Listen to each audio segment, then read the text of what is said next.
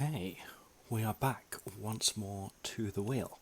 It feels like absolutely ages since we've been here, because we got the Alcarid choice at level 500. And I'm really excited for, the potential options we've got here. Still a load of areas on the list which would open up a huge number of skilling options for me.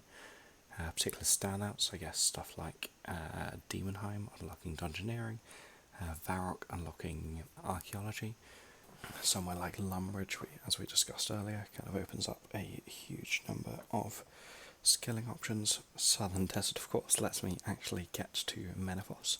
So yeah, definitely a good number of really strong options on here. But of course, also a bunch of areas that currently a little bit useless. So, let's take Alcarid off, because we chose that at level 500.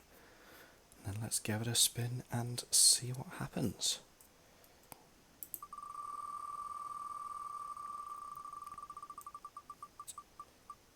Karamja would be good. Falador would be lovely. Falador would be absolutely amazing. Oh, that's beautiful. That is really nice. That gives me so many options. Yeah, that unlocks a bunch of questing, which we really like. That gets me another rune crafting altar. That gets me access to the mining guild. I'll have to check whether or not Dwarven Mines falls in that area, but if it does, then that gets me access to Mithril and Adamant, which is going to be pretty huge for upgrading. For upgrading my tool options. And of course, eventually, that gets me Invention, which is an absolute game changer, and is one I probably would have had to specify as an area choice at some stage. So, we'll jump back in a moment, but just to show everyone on my incredibly artistic map here. Just unlocked area number 15, which is this nice lime green bit in the middle. Actually quite a small area, possibly, one of the smallest on the map, comparable with our starting area. And the sort of thin Draenor section, but there is quite a lot packed in there. Got Falador itself, does indeed include Ice Mountain and the Dwarven Mine, which gets us access to lots of new mining options, and the mining guild itself at some future point. And yeah, crucially, it does have the Invention Guild. Let's jump in and see what we can find. Yeah, we have once again unlocked an area that's nice and adjacent to all the ones we've already found, so can just go ahead and walk straight up there from here. Take some potato seeds with me, just in case mine have finished growing. That's not bad, onions need watering, and potatoes are indeed ready to go. Hello, Mr. Leprechaun, please give me my watering can back, thank you.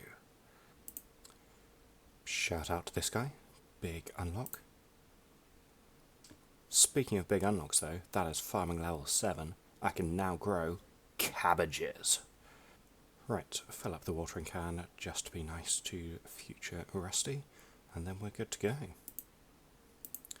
So, unlocks. We've got an armour shop over here, got the artisan's workshop in the bottom east corner.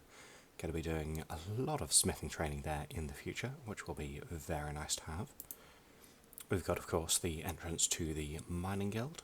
We've got a whole bunch of the White Knight and Temple Knight quest lines starting off here.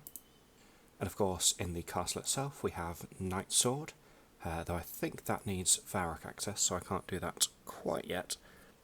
And we also get lots of the more recent Saradomin and Zamorak quest lines starting off in the throne room there.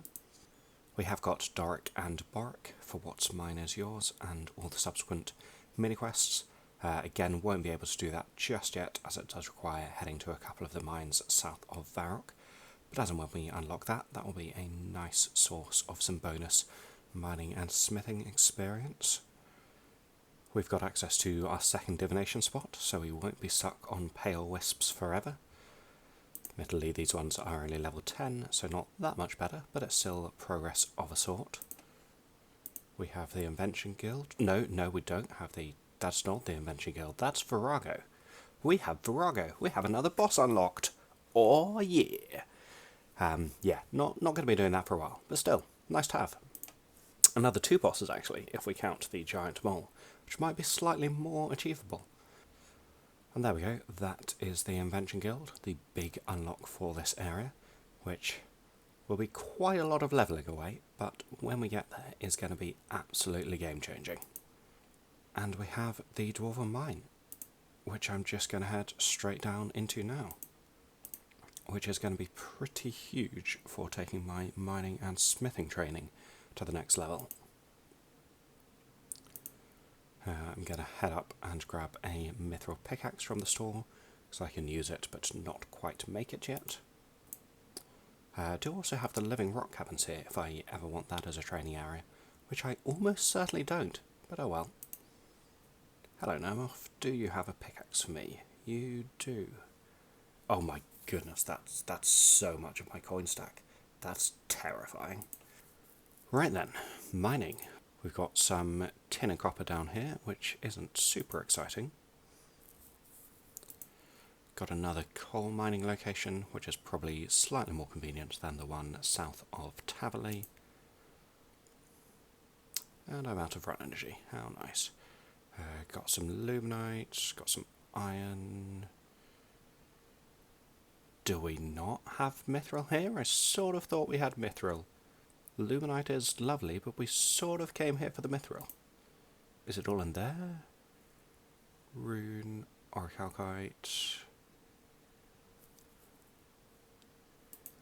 Are there not mithril rocks in the Dwarven Mines?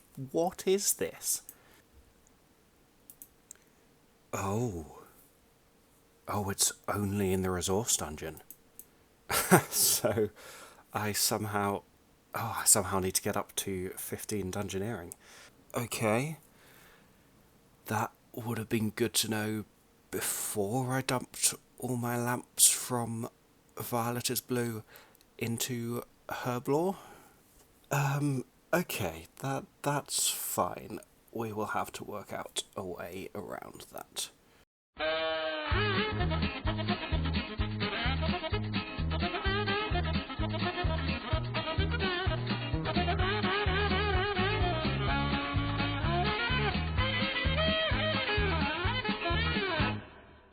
Yeah, I just haven't got any great options.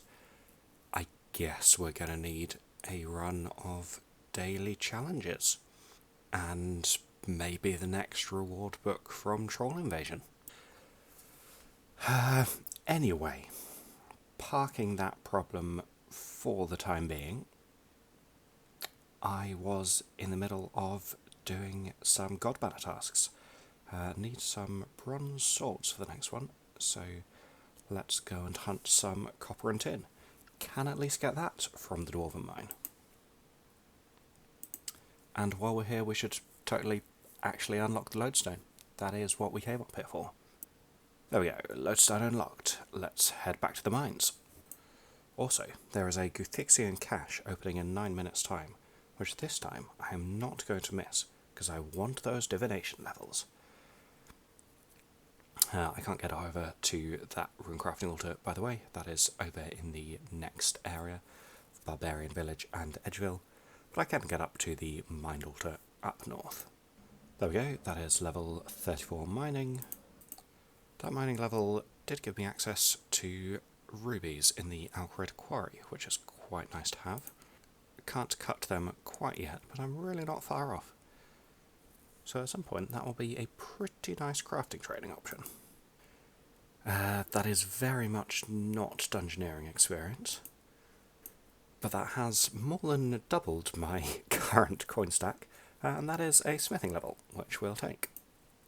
Ooh, it is cash time. Let's go and do that. We're not quite going to make it up to the third subdue all automatons, but never mind, that is still a pretty decent number of points. There we go, that is all the way up to level 17 divination, and we get a piece of the diviner's outfit, which is very nice. We can now use these flickering wisps right here. I should grab the boon at some point, I'll do that in a bit. What an incredible quest. That is Goblin Diplomacy complete. That is 5 quest points for some reason. No idea why it's worth that many. That would be our first unlock at May's Quest Caravan, except that of course we can't get to Varrock yet. And I think with Goblin Harmony restored, that is a good point to leave it there. It's been a little bit of a ropey start to the new area, not helped by us making some questionable decisions with experience lamps earlier on. Though in my defence, didn't know I was about to unlock Falador, so yes, even though I should have leveled Dungeoneering, I didn't know that I would need level 15 this soon. Anyway, thank you for watching, and tune in next time for further explorations of Falador.